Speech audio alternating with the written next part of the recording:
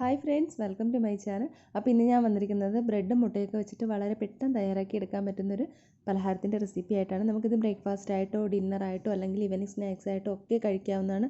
കുട്ടികൾക്കും മുതിർന്നവർക്കും ഒരുപോലെ ഇഷ്ടമാകുന്ന ഒരു റെസിപ്പിയാണത്. ഉറപ്പായിട്ട് നിങ്ങളതൊന്ന് ട്രൈ ചെയ്ത് നോക്കാം. നല്ല സിമ്പിളാണ്, അതുപോലെ നല്ല ടേസ്റ്റുമാണ്. അപ്പോൾ ഇതിങ്ങനെയാണ് തയ്യാറാക്കുന്നതെന്ന് നോക്കാം. അതിനായിട്ട് ഞാനിവിടെ എടുത്തിരിക്കുന്നത് 6 സ്ലൈസ് ബ്രെഡാണ്. അപ്പോൾ അത് നമുക്കിത് ആദ്യം ഒന്ന് ഫ്രൈ ചെയ്തെടുക്കണം. അപ്പോൾ ഒന്നുകിൽ ഓയിലോ അല്ലെന്നുണ്ടെങ്കിൽ ബട്ടർ അല്ലെങ്കിൽ നെയ്യ്, ഇതിലേതെങ്കിലും വെച്ചിട്ട് നിങ്ങൾക്കിത് ഫ്രൈ ചെയ്തെടുക്കാവുന്നതാണ്.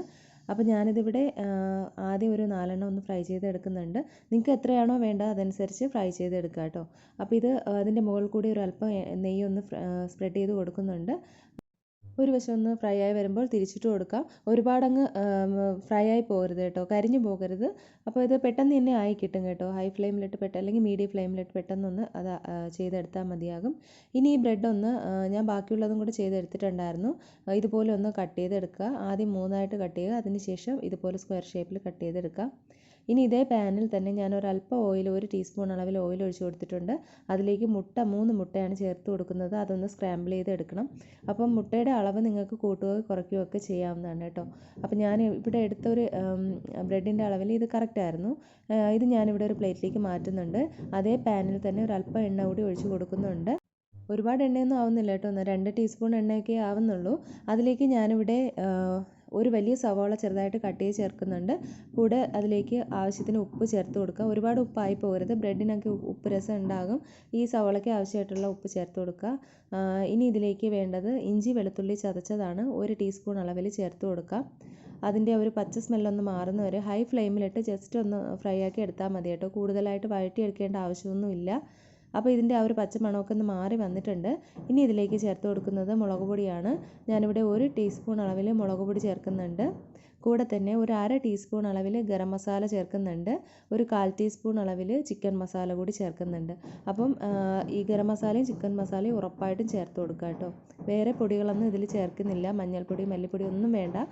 ഈ ഒരു 3 പൊടികൾ മാത്രം മതിയാകും കേട്ടോ. അതിൻ്റെ ഒരു പച്ചമണം മാറുന്നവരെ ജസ്റ്റ് ഒന്ന് ഇതുപോലെ ഒന്ന് വഴറ്റി കൊടുക്കുക. ശേഷം നമുക്ക് ഈ ഒരു ക്യാപ്സിക്കത്തിൻ്റെ പകുതിയാണ് എടുത്തിരിക്കുന്നത്. ചെറുതാണെങ്കിൽ ഒരെണ്ണം എടുക്കാം കേട്ടോ. അതിൻ്റെ കൂടെ ഒരു തക്കാളി കൂടി കട്ട് ചെയ്ത് ഇതിലേക്ക് ചേർത്ത് കൊടുക്കാം. എല്ലാം കൂടി നന്നായിട്ട് ഒന്ന് യോജിപ്പിച്ച് കൊടുക്കുക. ഈ ഒരു ടൈമിൽ ഉപ്പ് നോക്കുക കേട്ടോ, ഉപ്പ് വേണമെങ്കിൽ ചേർത്ത് കൊടുക്കുക. ഇനി ഇത് വേകാനായിട്ട് ആവശ്യമായിട്ടുള്ള വെള്ളം ചേർത്ത് കൊടുക്കുക.